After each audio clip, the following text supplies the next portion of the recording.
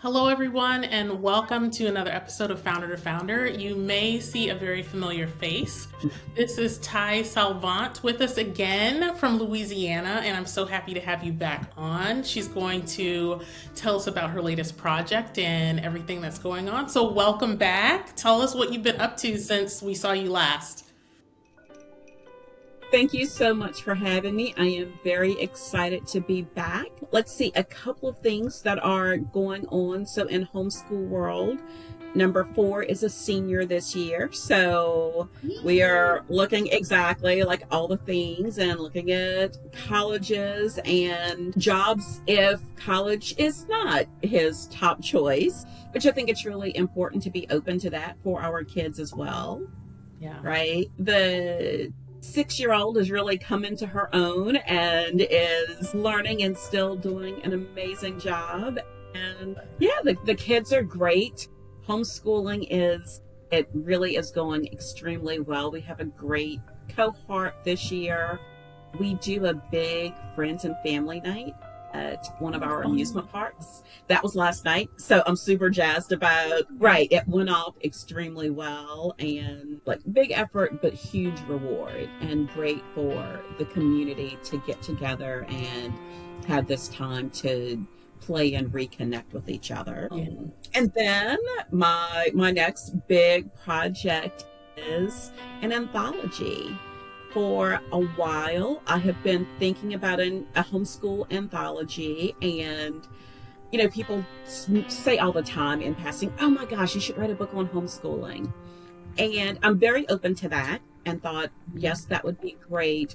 But I also love the ability to include other voices, other experiences, because homeschooling isn't a monolith, right?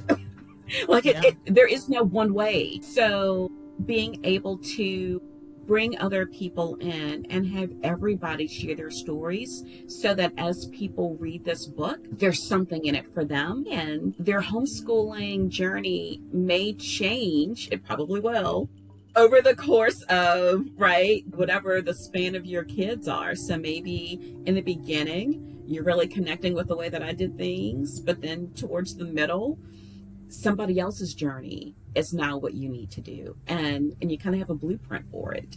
Yeah. For those out there that don't know what an anthology is, can you explain exactly what that is? Yes. So an anthology is really a collection of stories written by different people. So I could go in and collect all of these stories and write this all myself, but the anthology actually gives credit to the other contributors, right? And so they look different. So some anthologies may have a chapter written by different people, where others may have, say, a chapter on socialization, and everybody who has something to say on that could be, so it may just be a 1-pager on socialization that you contribute, right? Oh, awesome. Because I know for myself personally, I swear like 10 years ago, I'm like, what's an anthology? So I wanted to make sure everybody was on the same page with us. So you mentioned that people have been telling you in passing that you should do this. So why now? So I knew that I wanted to wait for a little while. It's been 20 years in my homeschool career, right? Because it's also one of those things where, you're doing this, you think it's going to work, but you really have no idea. So doing it too early in the game and then being like, oh no, girl, we gave up, right?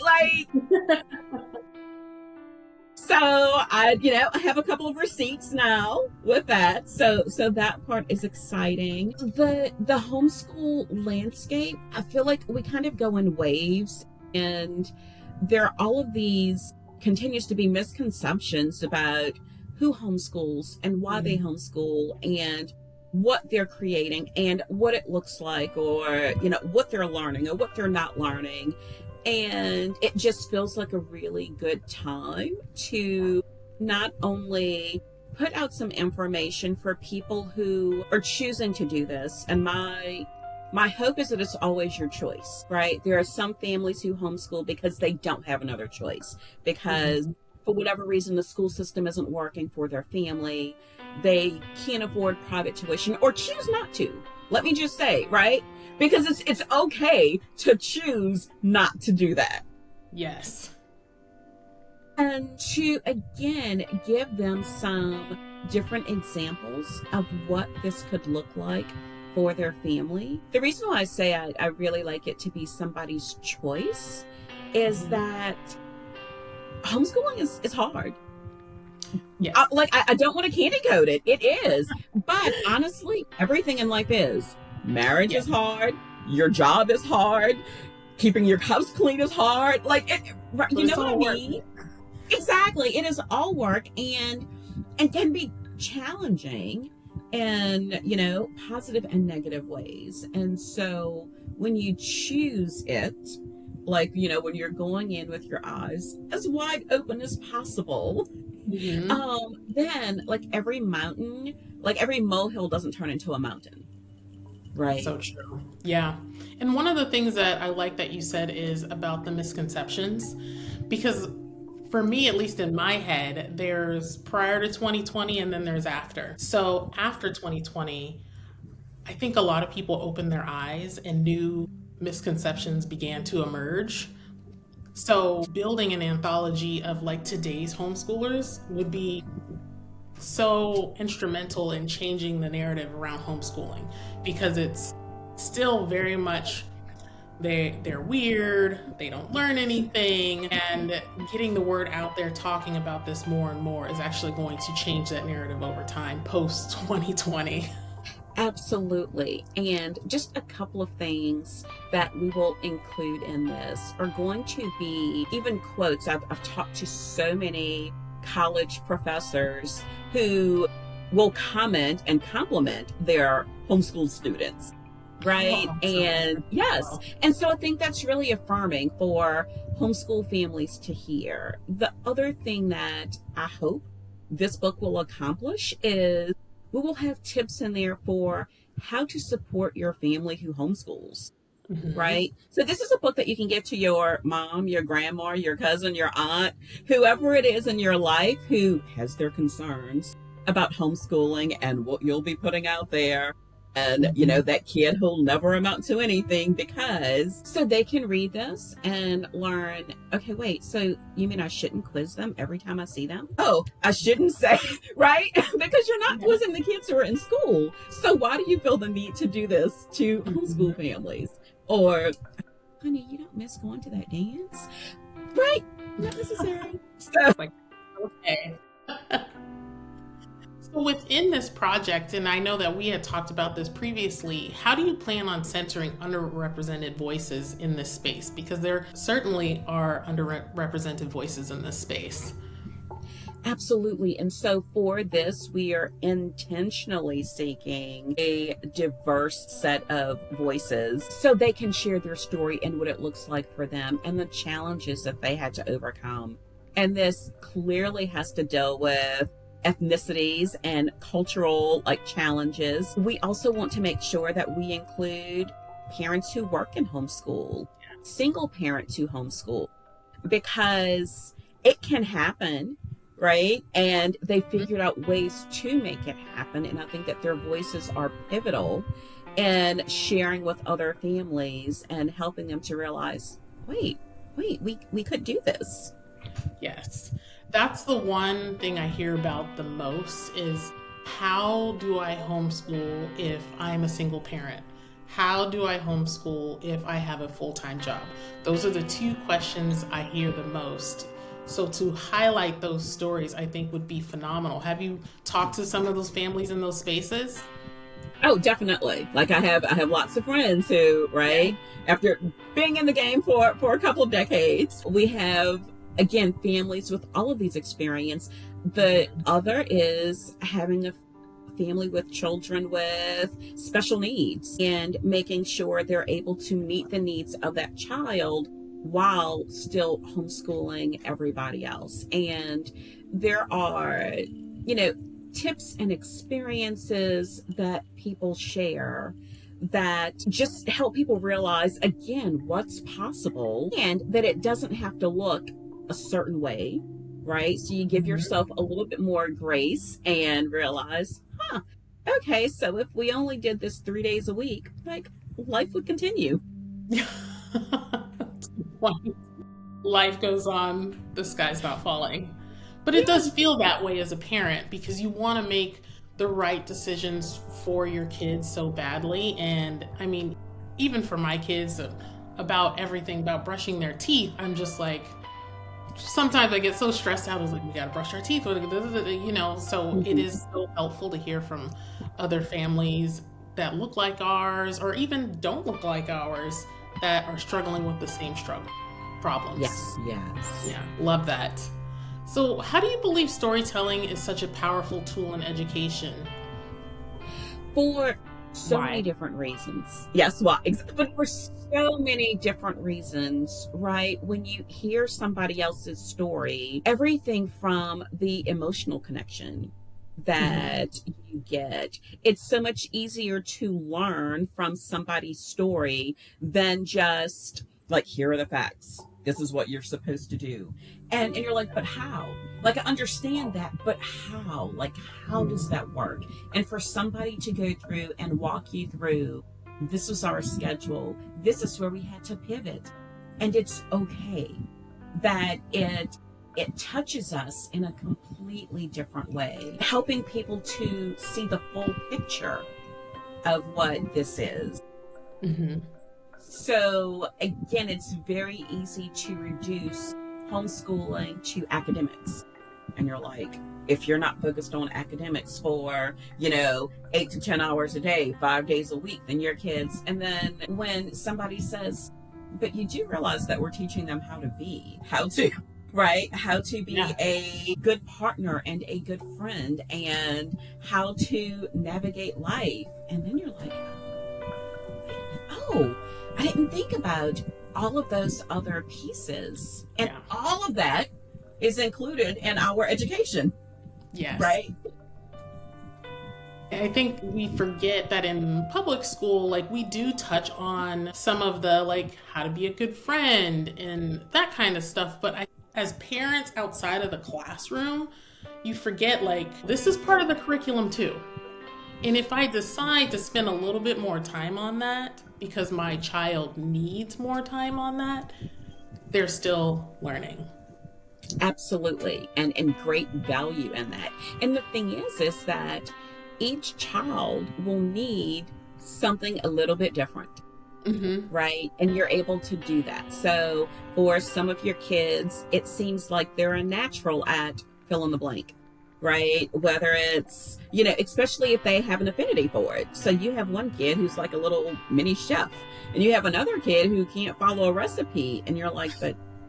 And so with that one, you spend a little bit more time in the kitchen to make sure that they're able to do that because you are raising a whole person who needs to take care of themselves, right? So when people start, I encourage them to define education for themselves. Mm-hmm. And once you do that, then you realize if volunteerism or if running a household or if being an entrepreneur is a part of an educated person, that goes into your curriculum. So you're not wasting time cleaning the house, grocery shopping, or helping a neighbor. That is a part of your curriculum.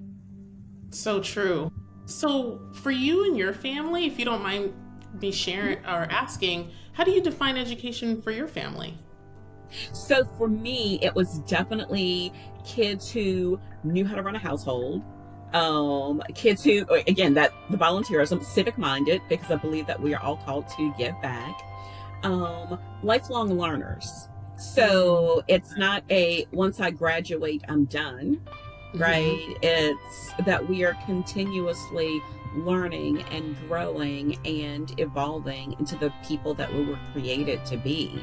So those would be definitely like my top ones. And of course that learning to run a household includes everything from, cooking and budgeting and laundry to those interpersonal connections and relationships with each other as well. That's awesome. Right now, I'm actually teaching my girls how to do laundry. They're not too pleased, but mommy is. So, how can homeschooling families and founders get involved and share their stories with you for to help you with this project?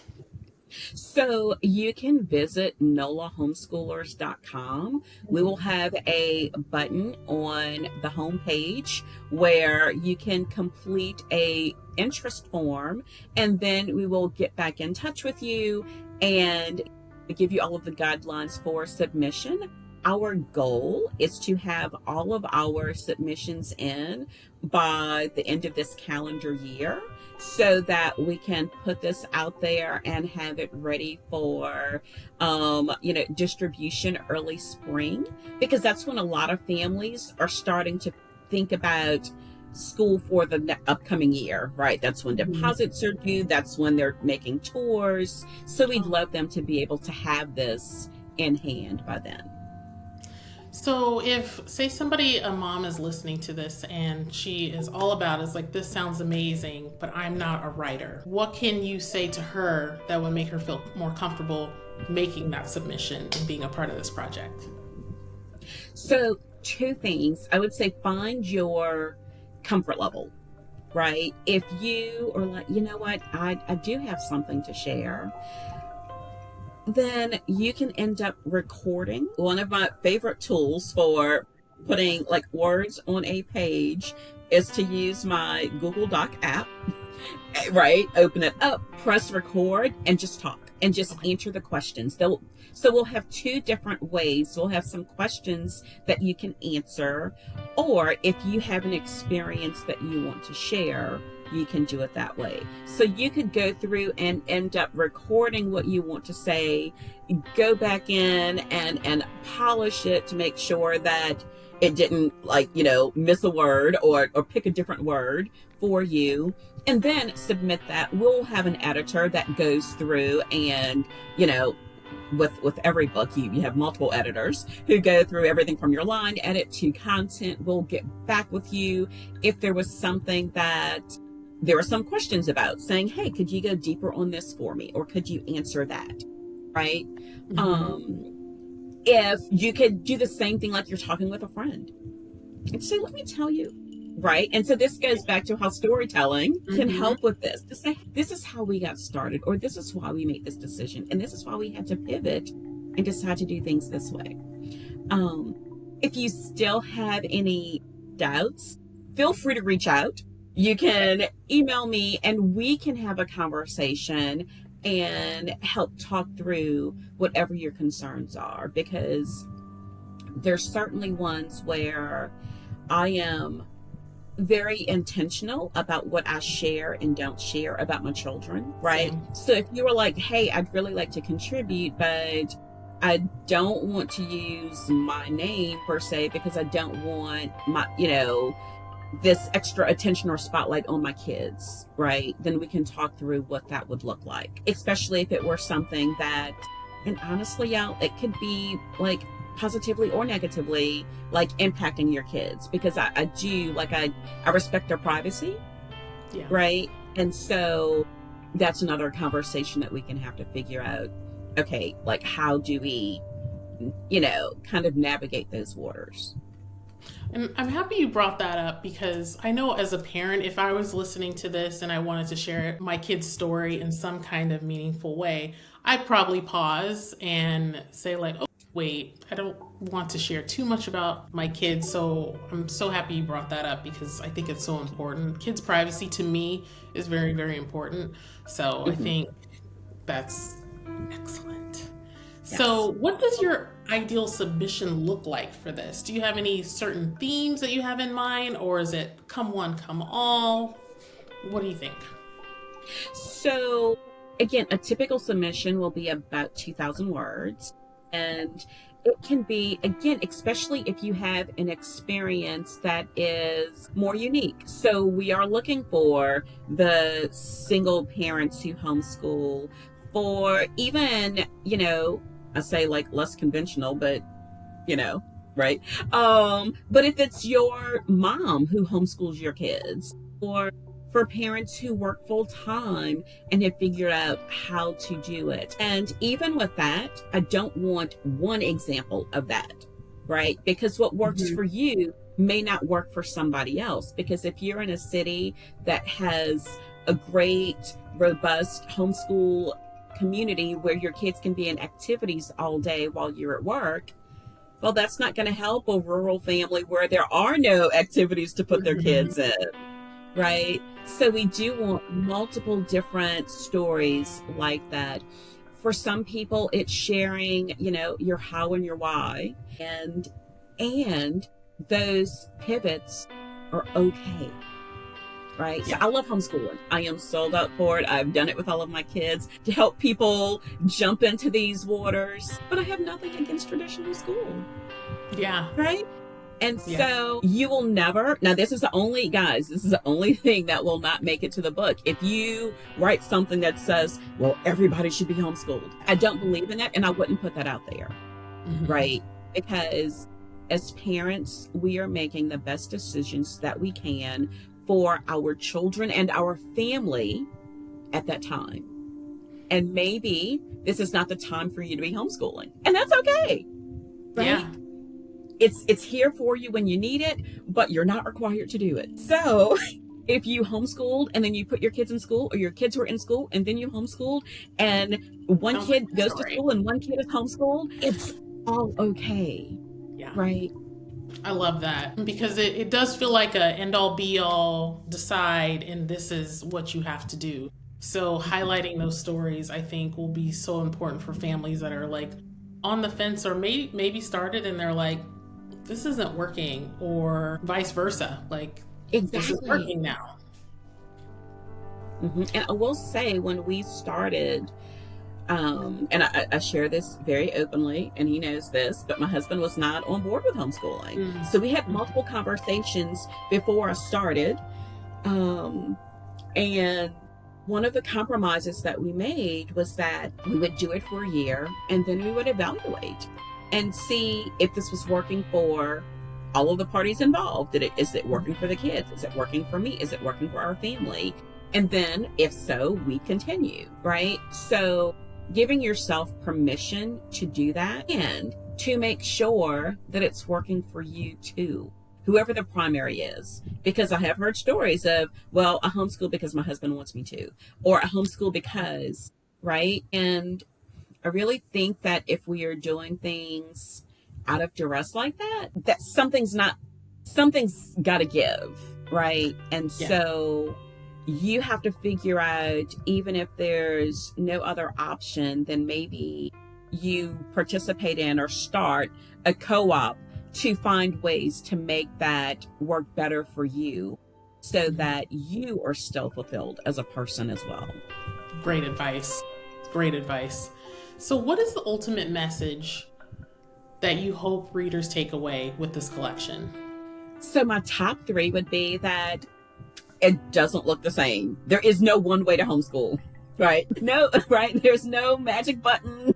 Like, this is the way we should be doing it. 2, that it can work for a variety of different families, regardless of your background, whether it's educational or, your socioeconomic status, your religion, your cultural beliefs. If you're in a city, or if you're, in a rural area, it can work for everybody. And 3, I think just also to really squelch a lot of those myths that we have of what homeschooling looks like, or who homeschools, or right? So, those are my top 3. Awesome. So thank you so much for being on the podcast. But before we go, is there anything else that I might not have asked that you want to let listeners know about, more about the anthology? Let us know. So I do think that's all about the anthology. Again, if you want to get involved, visit the website, nolahomeschoolers.com. There will be an easy button to get more information on that. Something else that is newer, I think, since we've talked, is I also create a series of calendars Okay. And so I have a series of 2026 calendars coming out soon. And I've added a homeschool calendar to that mix, which I'm so excited about because as I was thinking about, like, there's one for women to rediscover yourself, there's one for couples to pour into your relationships. And I was like, why not a homeschool calendar? Yeah. And what I tell people all the time is like, before you think, but I don't need that. I really think we all homeschool. Some of us just do it full time, right? Yeah. Because we're still teaching our kids. Even if Right. they're in school, when they come home, we are teaching them all of the other things, right? Yes. This is how we unload the dishwasher. Yep. Hello, right? So, yes, we are all homeschoolers. So those calendars will be out mid-December. Okay. But in order to help promote the calendars, I am doing a Kickstarter campaign that will start Ooh. at the end of this week and will run through November 25th. So you can get a few extras if you pre-order your calendars, and they'll be mailed out early December just in time for the holidays. So yes, I'm super excited Yay. about that. Awesome. So within the show description, I will put the links to the form to submit a submission, your website, the calendars, and the Kickstarters, because you have so much going Yes, on. I want everybody to be able to find yes, you. yes, thank you. Well, thank you so much for being on the podcast. It was so nice catching up with you. Thank you so much for Yes, coming. absolutely.